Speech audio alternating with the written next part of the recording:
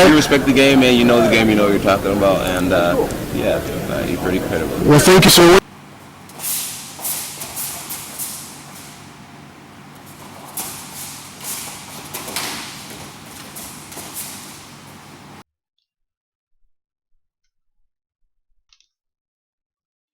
Five, 4, 3, 2, 1. Hello, everyone out there. Welcome to the 4th episode of MMA This Week. I am your host, as always, Dan the Wolfman, Pancrase commentator on UFC Fight Pass. And guys, I will be covering all the Zuffa banner events that happened this past weekend. That's Fox 18, Pancrase 275 that I commentated, and Victory Fighting Championship 47. We will also be looking forward to UFC Fight Night 82, and then I'll cover a bit of news in other MMA organizations that has been happening. And guys, let me know if you want me to stick to strictly Zuffa, as is a lot to cover. These are long shows, or if you want me to get more into other outside events as well. The biggest news has got to be Ben Rothwell choking out Josh Barnett, making him tap by a 10-finger guillotine go-go choke variation when Josh went for a single leg against the cage, and Barnett tapped out.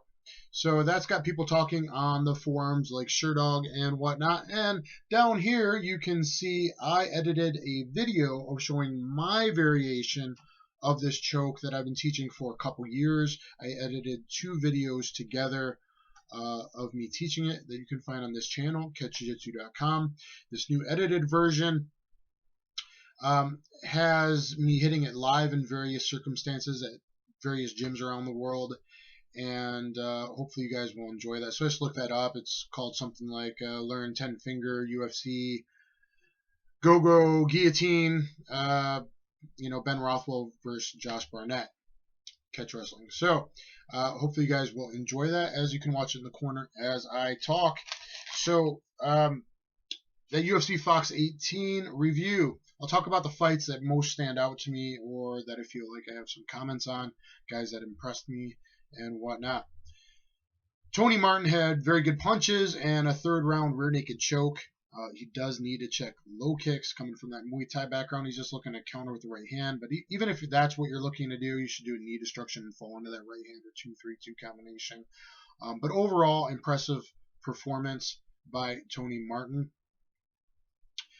Last week I talked about Alex Caceres coming off 3 losses. Well, he got back in the winner's column, flowing like water, like I talked about, showing some beautiful striking, just relaxation. He's back in the winner's circle, so he gets to keep his job, I'm sure, winning by unanimous decision. Of course, this was a lower-level opponent that he knew wouldn't be shooting on him, so it was a bit of nice matchmaking for him, but it is beautiful stuff to watch. I'm a big Alex Caceres fan. I'm glad he'll be staying in the UFC, I'm sure, with his victory. And, he's a fan-friendly guy. He comes out in the Bruce Lee outfits, and got the afro and things like that. I like watching Bruce Leroy fight. Then we got Alexander Yakovlev. And this guy had 2 really beautiful takedowns and a left cross, power step cross KO. So punch, shift, step, punch. Something I've been teaching for quite a while. Some neo-striking type stuff. Getting a beautiful knockout. There is the combat sambo guy, or actually he's a master sport in hand-to-hand fighting, Alexander Yakovlev. Hopefully you guys enjoy watching the video in the corner, and you can see the upcoming card for the UFC. Wilson Reis dominated, very dominant decision victory with powerful grappling over Dustin Ortiz. I don't think Dustin Ortiz is a bad grappler. I just think Wilson Reis is stronger and a very excellent grappler in all positions, basically. Good takedowns, good against the cage, great on top. Just really beautiful control and grappling by Wilson Reis. Next up, 2 BJJ black belts. Rafael Natal got a 3rd-round ground and pound TKO over Kevin Casey. So that's 4 straight victories for him. Kevin Casey, I trained 3 months with myself at Black House, and he's a much better top game guy than a bottom game guy. Defensively, I thought Rogan was being a little hard on him. Defensively, he actually did, pretty good defensive stuff. He was getting back to his feet, get-ups. He was out doing really good wrestling in the first round. In fact, he won that first round until he got knocked down in the last second. And then it was a bit downhill for him from there. But Rafael Natal with 4 straight victories. He's moving up there. You got to pay attention to this guy. Next up, Tarek Seferdine gets it done with smooth switch stance striking at kicking range over Jake Ellenberger by unanimous decision. I've always liked Tarek Seferdine. You can kind of tell I called who I thought would win this one last week. Overall, good striking from southpaw, throwing the left high kick, switching back to orthodox, hitting those right low kicks that he's always been devastating with, coming from a mixed kind of Kyokushin offshoot style, MMA style that he's trained in. I interviewed him after one of his Strike Force victories long ago. I've been paying attention for this kid since I first saw him on Strike Force Challengers. I actually went on the forum and like, whoa, this kid's going to be something. So keep an eye on Tarek Seferdine, back after a long layoff with a nice victory. Brian Barberino, second round, arm triangle / shoulder choke / Von Flue choke variation in half guard with shoulder pressure really on Sage Northcutt. Now, guys, is that a legitimate choke? Yes, it is. I called something actually very, very similar. The first Pancrase I called live on UFC Fight Pass at Pancrase 270. And Kitakata basically got the same thing with a shoulder choke in half guard on Otto. But it was with the other arm, the near side arm, as opposed to the far side arm on that side of the half guard. So it is a slightly different choke. But as I went back and forth with my co-commentator, I had mentioned it previously in the second round. I thought he'd be able to get the arm triangle in the third round. And I called it correctly. He goes, well, I thought you couldn't get it in the half guard. And I said, well, yeah, but it's getting tighter. It's getting better. Look at it there. Look at the shoulder pressure. And called it as the real choke that it is from the shoulder pressure. Very, very similar. The most similar I can think of. So if you have Fight Pass, look at that second fight that was on Pancrase 270 on UFC Fight Pass. And I will say this, though. Otto held up for 27 seconds, and he didn't tap out. He waited till he went to sleep. So, not 2 seconds, not 10 seconds, Hendricks, but 27 seconds. So, is it a real choke? Yes. Can you try and bridge and get out of it? Yes. You should always try an explosive bridge, movement, twist, something to get out of everything. You should always show heart. Are people being a bit too hard on Sage? Yes. Is some of it justified? Also yes, in Wolfman's opinion. I come from no holds barred days, and let's say this. You could be a good martial artist without being a tremendous fighter in your heart, per se. Now that can change as Northcutt learns from this and grows from this and perhaps gets tougher and does more sparring. He actually doesn't do a lot of sparring, or if any at all.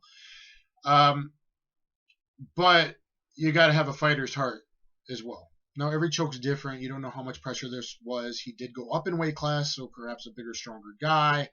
But congrats to Brian Barberino with that beautiful submission with the shoulder in the throat and on the side of the artery as well. So, there's my take on that. And, Sage was doing well up until that point. So, be interesting to see where he goes from here. And then I called this one right. Jimmy Rivera with the upset victory, 29-28, decision over Yuri Alcantara. I predicted that upset last weekend, and perhaps this one has gotten the big MMA betting sites following me on Twitter now, which I find interesting. So, anyway, called that one right. Jimmy Rivera. I don't know how skilled he is, pure grappling-wise on the ground. I'm interested to see more of him. The guy's on fire. The guy's got strong, good punches. He's a fighter at heart, and look for some good stuff from Jimmy Rivera. Big upset. I'm sure the betting line on that was probably pretty decent. And then, guys, in the co-main event, Ben Rothwell choking out Josh Barnett, making him tap for the first time in his career by a real submission hold, not from eye injury by Krokop. So real submission hold. Taps out Josh Barnett, 3:48 in the second round. Josh, second time he's had trouble here going to that single leg. He kind of leans over a bit too much. Shots aren't as that explosive, putting himself in a precarious position. Single leg against the cage, where Travis Bond knocked him out with elbows, and now where Ben Rothwell chokes him out with what he calls a go-go choke. Now, I have this video. I think conceptually it's very, very close to what Ben Rothwell does. I do it more on the tongue, whereas he perhaps slides it deeper and then rolls up into the Adam's apple, hence the go-go name. Go-go in Portuguese is Adam's apple. He also uses a different grip. I was using this grip. I am now going to change doing it to this grip so I can power assist it up better. This grip. So I can pull it up with more power on the other hand. And then if I still don't get the tap, I can roll it over for a power assist. So I'm going to change to that. I actually tried this a couple days ago on a big 90 kilogram former deep champion over at TK's Alliance. When he had me against the cage going for the takedown twice, threatened it pretty deeply, didn't quite get the tap. But we've seen me tap out a lot of people here in my video, if you look that up, or if you watch it in the corner here. My video really shows conceptually the same stuff, and even if the guy flops to his back to relieve pressure, how to follow and keep pressure and stay on top. Use your body weight, which Rothwell did. Barnett was isolated against the cage.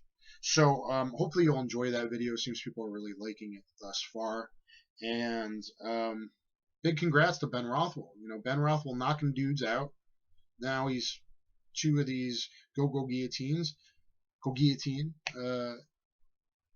Finishes against some big guys, Matt Mitrione and Josh Barnett. So, Ben Rothwell could be getting his way up to a title shot or interim title shot or a fight with Stipe or something like that in the future. I said it last week, Ben Rothwell, I trained with him for 14 months. He actually lived in my apartment the first week, kind of trial week he decided to do at MFS back in its heyday in 2005, Such Fighting Systems in Davenport, Iowa. And congrats to you, Ben Rothwell. And then, guys, in the main event, Anthony Johnson with the sprawl to go behind to rear mount as Bader kept trying that Kimura double wrist lock attempt with I'm just going to say it, the face in the pillow post, head control, or if it was combatives or military fighting, face in the mud, drone the guy, and then powerful right hand. So, face and pillow post, take that for what you will. Is that catch wrestling? Is Ben Rothwell's catch wrestling? Crediting his Rickson Gracie Jiu-Jitsu black belt instructor, Ben Rothwell, backtracking a bit. But philosophy-wise, maintaining body weight control, heavy pressure, riding, getting that finish, keeping the body weight, that's catch wrestling, in philosophy anyway, conceptually. And, Anthony Johnson, he's got catch lineage too with Neil Melanson, who's got the same sort of lineage I do, though mine's more varied.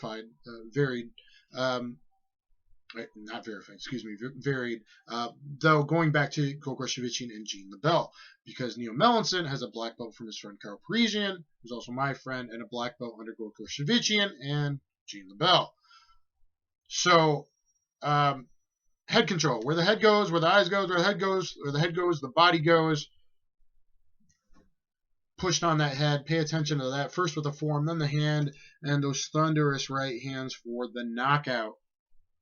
Congrats to Anthony Johnson. Chuck Liddell 2.0 getting it done. And, probably waiting it out for the winner between John Jones and Daniel Cormier. Now, guys, on to Pancrase 275, which I called another great one by Pancrase. First off, let me mention in the first fight, Atsushi Ueda hit a funk roll sweep when he went for an armbar, and the guy was passing, using that energy to the funk roll pass, and then got on top, as I teach in many of my videos. And I actually had a video the previous week on my Facebook page showing the 5 non-traditional, just drilling it, 5 non-traditional side mount escapes. So you might want to check out that video and two other Funko Pass videos I have. One is the triangle, when the guy passes your triangle. Same thing for an armbar. When he comes around the corner, 3 different things you can do, including a really cool sweep that no one else has come up with. So you can check out some Funko Pass stuff.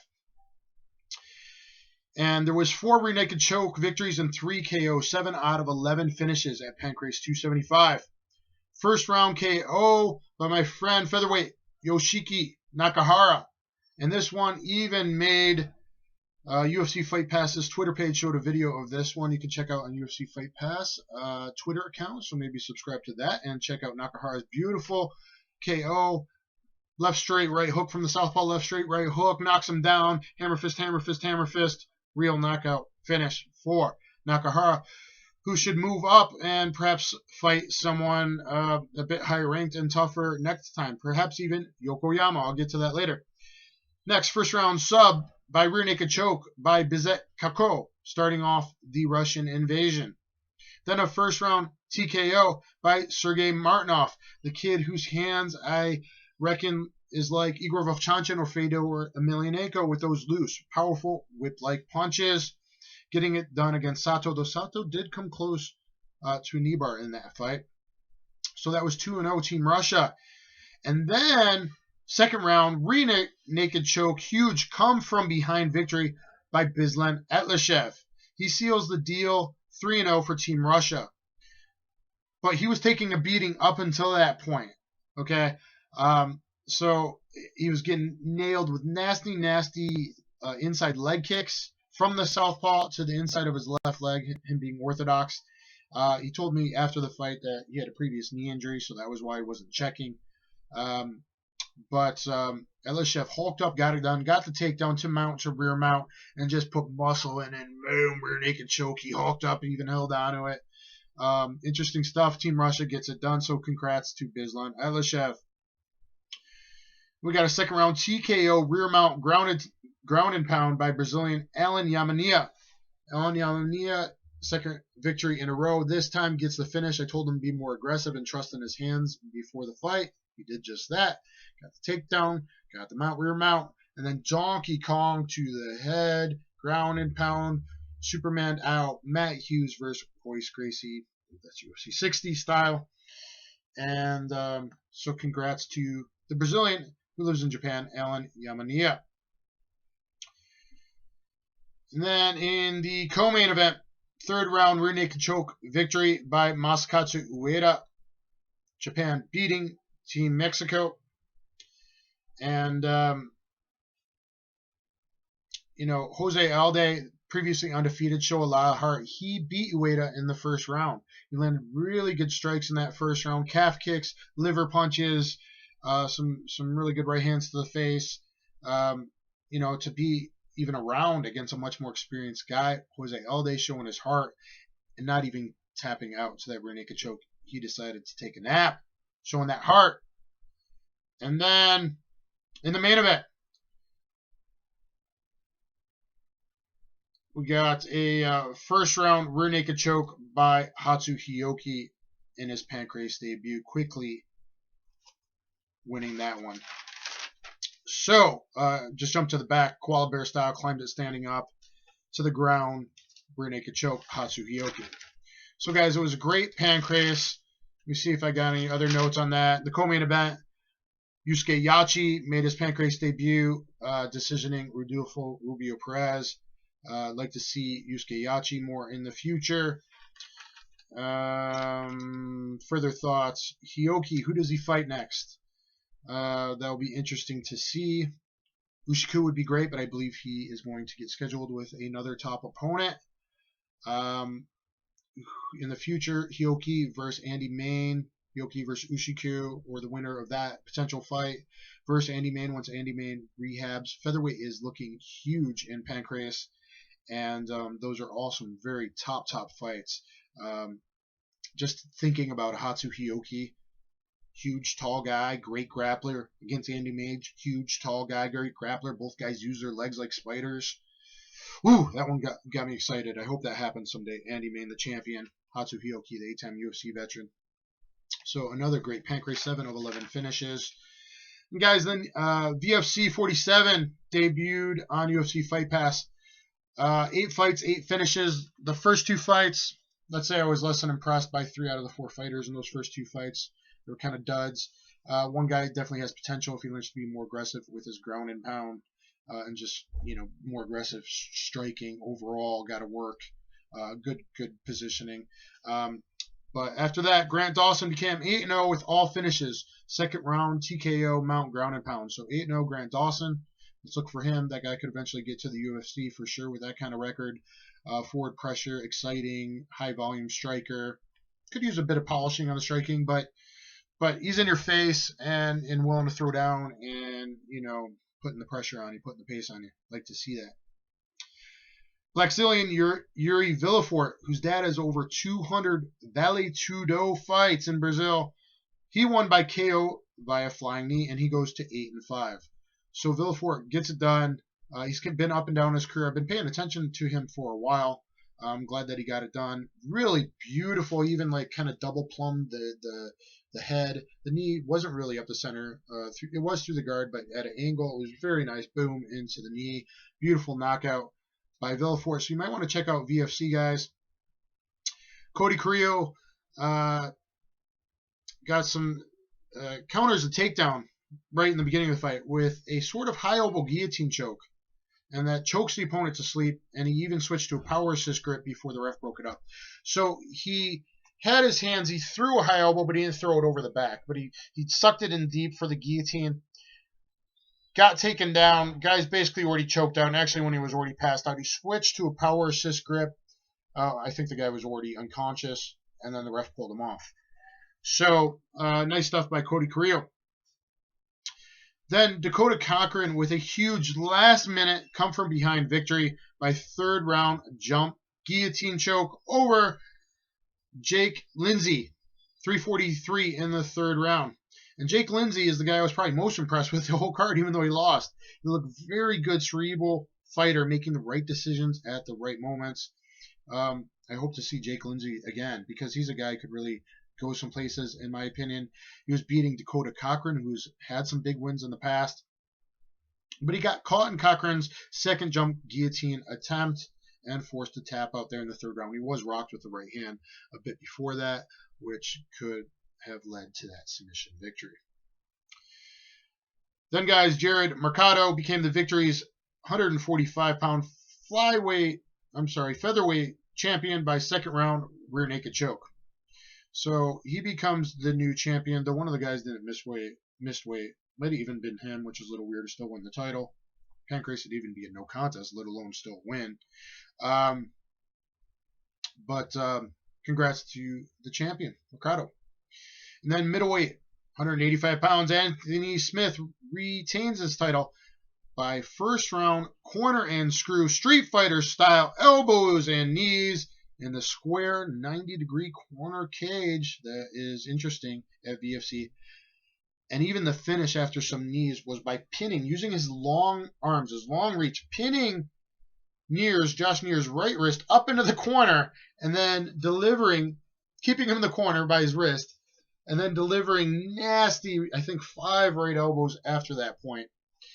So very, very interesting finish by Anthony Smith. This was a rematch. Neer won the first one, but Josh did step up last minute and up in weight out of his weight class.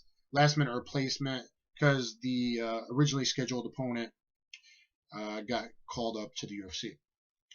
Anyway, exciting stuff. 8 fights, 8 finishes.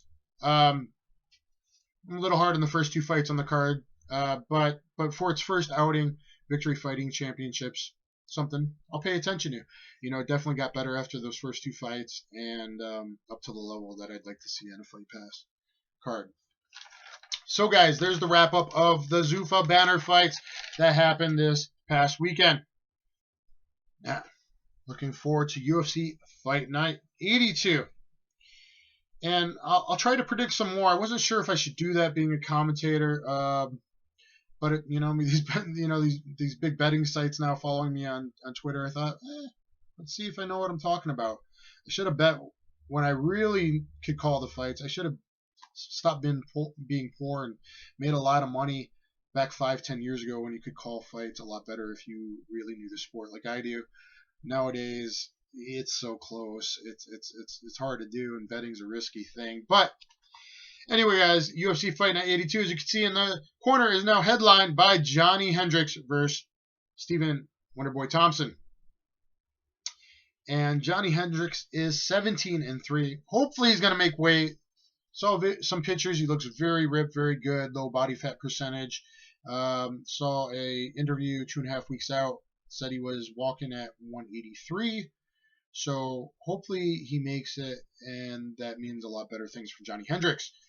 He has won 8 of his last 10, with 2 losses in that time period by split decision. That was to GSP and Robbie Lawler in title fights.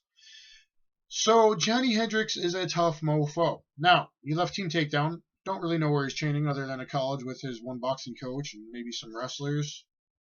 Does he have enough high-level guys to spar with? I don't know. I haven't done enough, had time to do enough research on it. I'm thinking perhaps not. Stephen Thompson, 11-1. Okay, 5 in a row, 3 KOs and 2 unanimous decision. Got that spinning hook kick knockout over Jake Ellenberger last time out. Decision over Patrick Cote, which I think is even more impressive. A TKO over Robert Whitaker, which is also very, very impressive to me. I actually coached Whitaker a couple days in Thailand before. And his only loss is a decision to Matt Brown. So Stephen Thompson, he's a top dude. Very dangerous, long-range karate-style striker. Got those hook kicks, side kicks, spinning hook kicks, all that kind of good stuff. He could get it done. He could knock out Hendricks in the first round. Thompson has very big wins over Cote and Robert Whitaker. Those are legit, in my opinion. However, those are fellow strikers. Those are not guys that look for a lot of takedowns. Okay, they do takedowns, but not a lot. You know, they're more bangers that plays into Thompson's hands. Has he faced a wrestler of Johnny Hendricks? No. Johnny Hendricks has faced tougher guys, been in title fights. Even if his training isn't what it needs to be, I feel like Thompson could very well likely win the first round. If he does not get the knockout, which Hendricks has never been knocked out, if he doesn't get the knockout via head kick of some sort, then I would say that Hendricks is going to win the second and third round. He's going to land some big punches. He's going to get some takedowns, or at least drive him against the cage. And I predict this one to be Johnny Hendricks 29-28, or perhaps a TKO, a stunner on the feet, and probably followed up by some ground and pound. 29-28, most likely, or TKO by Johnny Hendricks. That is Wolfman's prediction on the main event. Co-main, Roy Nelson taking on Jared Wolschow. Roy Nelson is 20-12, but he's lost 5 of his last 6. All of those are to top big name guys, though. Roy Nelson doesn't fight anyone but big name guys. However, has he phoned it in a little bit? I think he's been phoning it in a little bit. Even though he went 5 rounds against Barnett, who put a pace on him. Jared Wolschow, he has a 3-win streak, which is big. He's won 10 of his last 11, which is big. His biggest name opponent victory is his last fight over Stefan Struve. But that's a tailor-made fight for him, really, because of Stefan Struve, the skyscraper's ridiculous height, and the way Wolschow's built, and he's a wrestler boxer that plays into the takedowns of Wolschow. So I'm going to go with Roy Nelson on this one. Do I think Wolschow very well could win the first round? Yeah, I think he could get an overhand right. Takedown control, some ground and pound on Roy Nelson. I think Wolschow might get on top that first round. Do I think Wolschow slows down and his shots get worse over time? Yes, I do. Do I think sometimes Wolschow's like watching paint dry? Yes, I do. Sorry, being critical. I know that sucks. But even with 5 out of 6 losses, I'm going to say that Roy Nelson probably finds a way to win by knockout or by decision in 29-28. I think either Roy Nelson could take the second and third round, or come by from behind victory, third round, knockout. Second round, late, knockout. TKO or knockout victory for Roy Nelson. It'll be big if Rosal gets this victory over Nelson, but predicting Roy to get it done just based on experience, and hopefully he pulls some true grit out. I'd like to see a bit better conditioning from Roy Nelson, but 5 rounds against Barnett in a high-paced fight is nothing to laugh at either. So, also guys, I have a video doing some Wing Chun Kung Fu sticky hands with Big Country, which is kind of interesting. He did slap me, so you might want to check that out. Me doing some Kung Fu Chi Sao with Roy Nelson. I have a video of our interview, and also a mixed video of that, and then pictures sped up of me doing the same thing with Anderson Silva.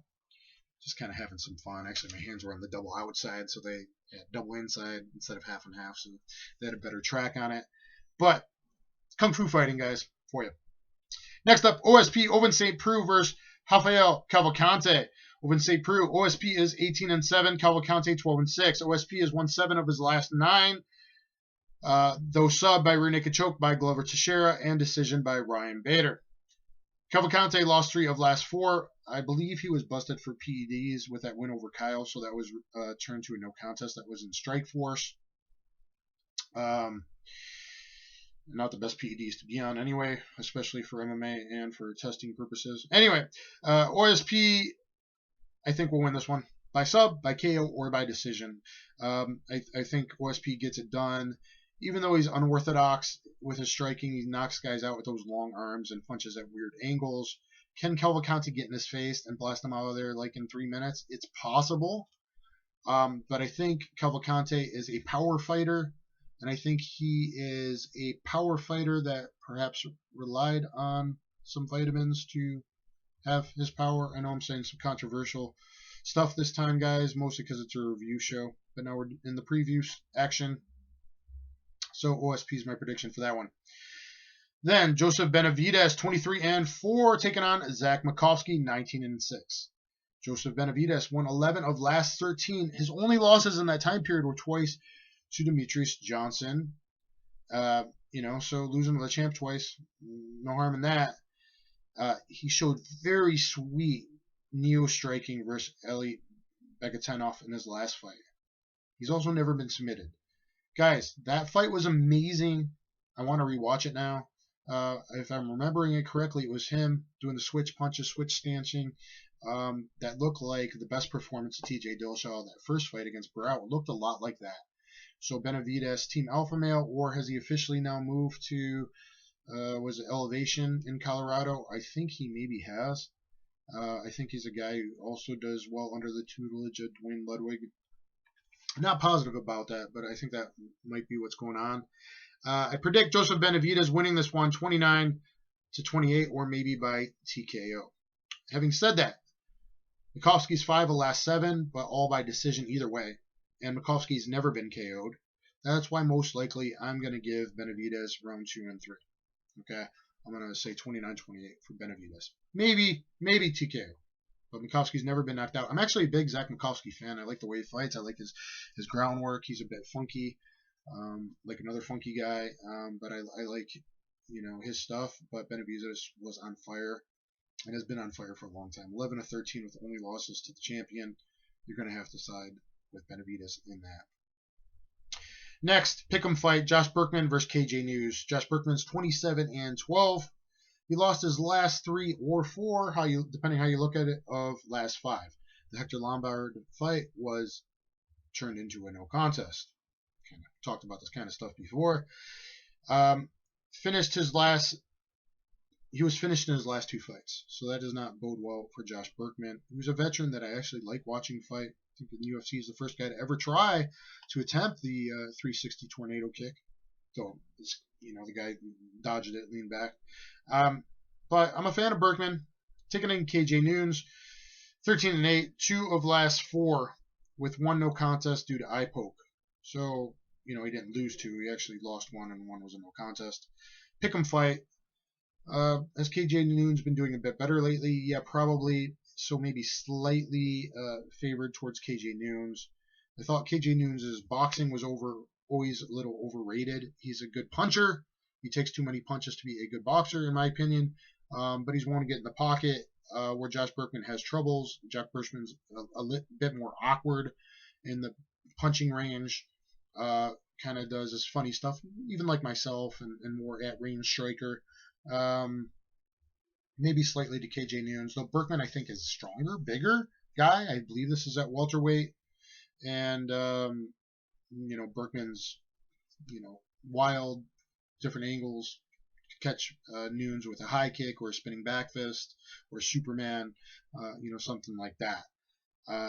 So I really don't call a winner in that. I would slightly lean towards KJ Noons, but very slightly.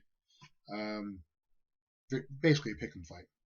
And then the only other one I think is worth mentioning, as this has been 35 minutes already, is Mickey Gall taking on Mike Jackson. Mickey Gall with a whopping 1-0 record, sub by rear naked choke. 2 amateur victories, 1 by rear naked choke, 1 by decision, taking on Mike Jackson. Mike Jackson with the amazing record, if I have the correct one, of 0-0. Better or worse than that? 1 loss, 0-1 as an amateur. Way back in 2009. Let's let that sink in a little bit. Okay. Take for that what you will. This is a trying to find an opponent for CM Punk matchup. There you go. Okay. Guys, recommendations for future fights. Playing Joe Silva here. Thompson, win or lose, versus Tarek Seferdine. Wonderboy Thompson versus Tarek Seferdine. I think that is a fight to make. I think it would be exciting. I think it would be awesome. I think it would be kicking. I think it would be like a movie, and I want to see it. And then how about Nick Diaz versus Michael Bisping at middleweight, if Nick wants to fight at middleweight? High volume striking, very interesting trifecta fight, meaning that Anderson Silva, Michael Bisping's coming up. Last we had Anderson Silva versus Nick Diaz in a double no contest. And I think Nick Diaz versus Michael Bisping would be a big headline fight to make. Whether that's, FS1, Fox, in a pay-per-view, even, or, on Fight Pass, depending on where you put it. I think that's a big fight to make. Or if Nick Diaz wants to go to welterweight, back down, where maybe he perhaps really belongs,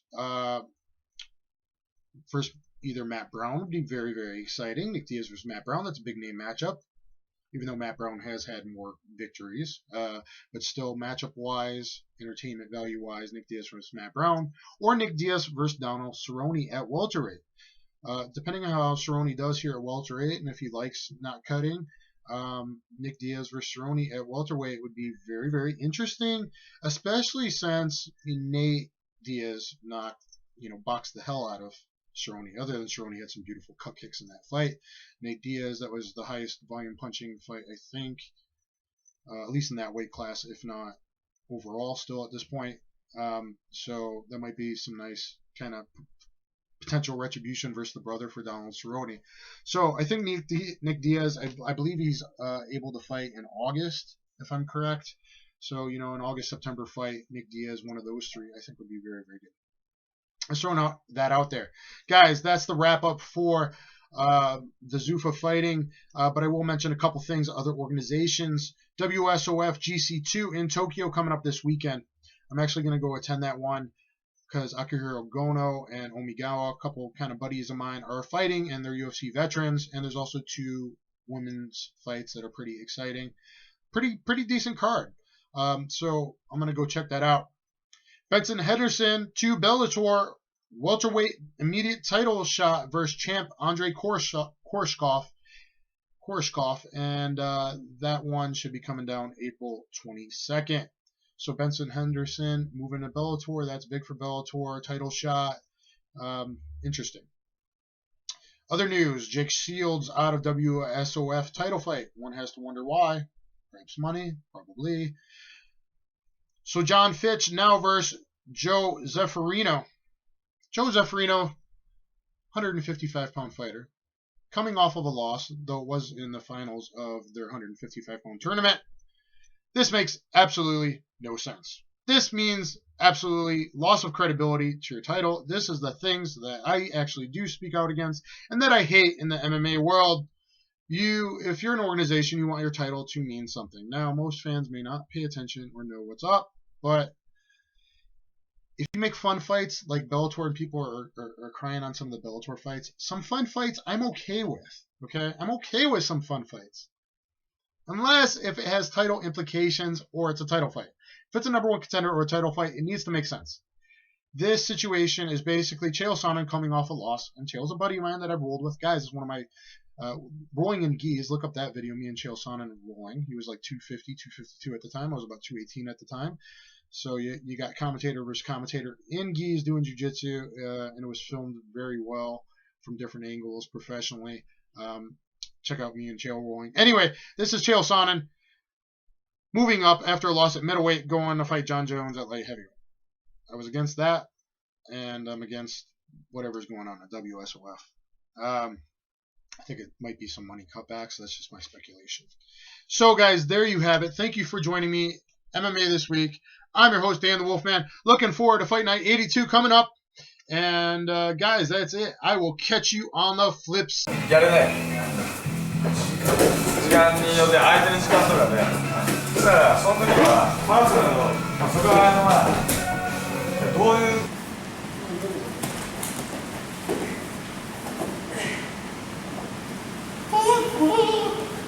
No. My first ever.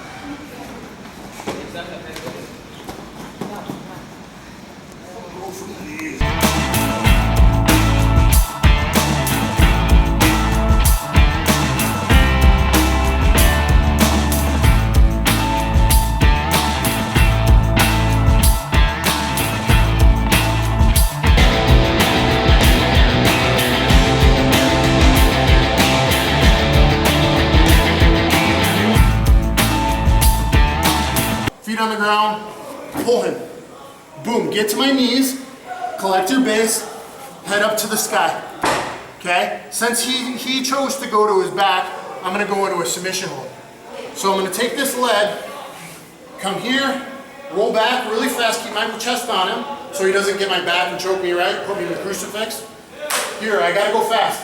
Hook the head and the leg, here, top of the knees, and then compression. Okay, thigh master, boss root, neck down. He's a wrestler. I build my base, bring my knees, and I'm gonna lift it. Now, wherever I end up clearing, there's different ways. Depends where we are every time. I might throw this over, come in here, and start going. If I don't grab that, I could still like funk roll past this. Boom, come up, sit on my base, and go to a thigh master boss crusher. Okay? Now, a guy like Marcelo Garcia maybe would take that crucifix, there's a potential crucifix position there to Hey guys, Dan the Wolfman here. Thank you for checking out my videos. Go to thecombatsystem.com for all your mixed martial arts needs. And please subscribe to my YouTube page. Make sure to go to thecombatsystem.com and subscribe to my YouTube page. Pounding me, and it was a good time. Thank you very much. Thank you for you. Thank you for helping me. Make sure to subscribe to this guy's channel, Dan the Wolfman. You respect the game, man. You know the game. You know what you're talking about, and yeah, you're pretty credible. Well, thank you so much.